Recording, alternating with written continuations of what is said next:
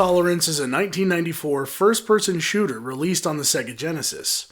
The 1990s were a stressful time for console makers. They could see that first-person shooter games were on the rise in popularity, but the consoles didn't stand a chance at keeping up with the processing power and graphics capabilities of desktop computers. In just the second episode of Our Story So Far TV, I highlighted Doom, and showed how the console versions of the game were definitely not as good as the PC.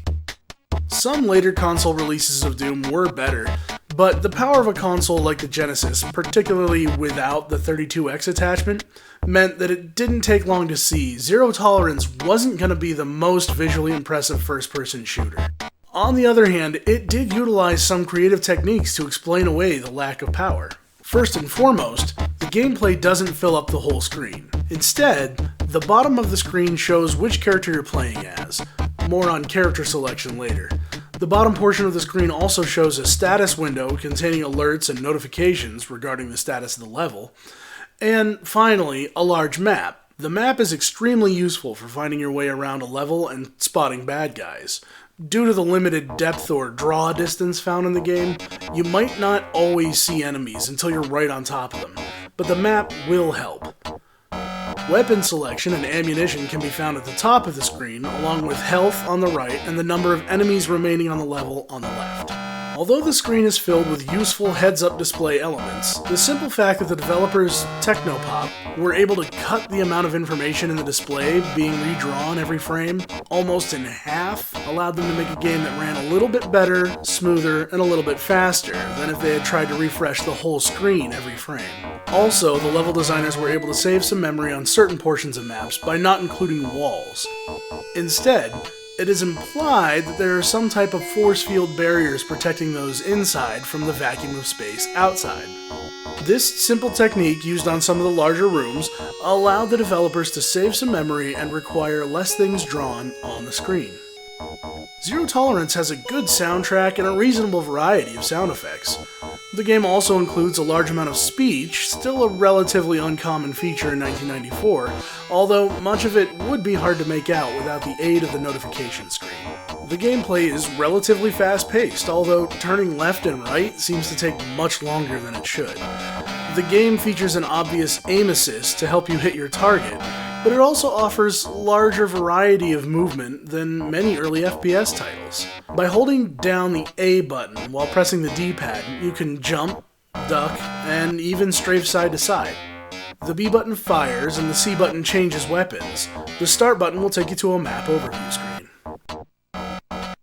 Zero Tolerance features a surprising cast of characters, all of whom have their own special abilities. Depending on the character you select, you may have better accuracy or more damage-inflicting shots from your weapons, demolitions including landmines, tougher striking when you've run out of ammo, greater healing from medkits, or a device to show enemies on the map at a greater distance. At the end of the day, though, Zero Tolerance left me wondering what it was I wasn't supposed to be so tolerant of. The back of the box says kill or be killed and even mentions alien terrorists, but the instruction manual didn't answer all of my questions. The emergency siren shrills in your ear. The pulsating sound galvanizes your muscles into action. Leaping out of bed, you pull on your jumpsuit and strap on your gear. You know there isn't a second to lose when the siren is screaming. As you buckle on your equipment belt, you glance at the wall clock. 3 a.m. Great. Why do emergencies always happen before dawn? Lacing on your boots, you pause for a second to check your gear. Everything's secured and it only took you 3 minutes from the moment the siren started. Not bad, you muse as you race to the ready room. Maybe this time you'll be the first one there. As you enter the ready room, a quick glance shows that you did make it in first for once. Moments later, the rest of the team enters, and with a few murmured words of greeting, you all settle in your chairs and wait for the briefing. The briefing doesn't take long.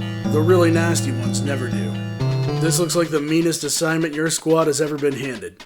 Hordes of alien and human killers, all with only one thought in their minds: to kill you. And there's only one way to stop them: kill them first. I guess the briefing really was quick because I don't know who's attacking us or why. Lucky for us, the intro to the game does fill in some of those gaps.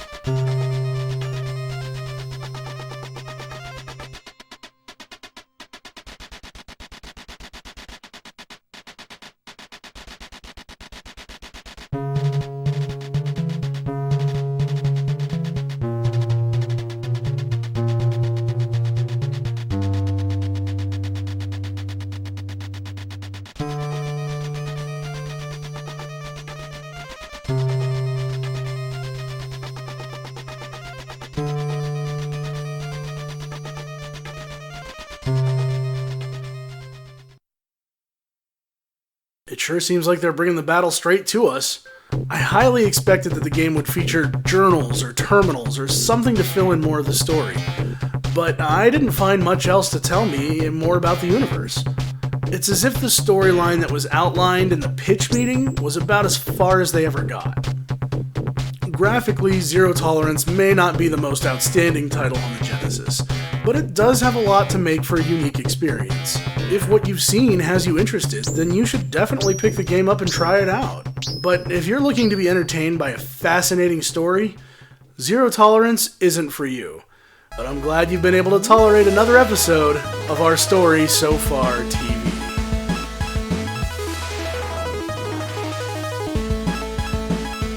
Hey everyone, thanks again for watching episode number 18 of Our Story So Far TV. Like, comment, subscribe, follow me on Twitter, all of that good stuff. I'm on Twitter at NewAngel, that's Nuangel, and the more you share these videos, the happier I become. If you stumbled onto this video from somewhere else, you can always catch up on the latest episodes at ourstorysofar.tv. As always, I'm Garrett. This is Our Story So Far TV, and we'll see you again in a couple of weeks.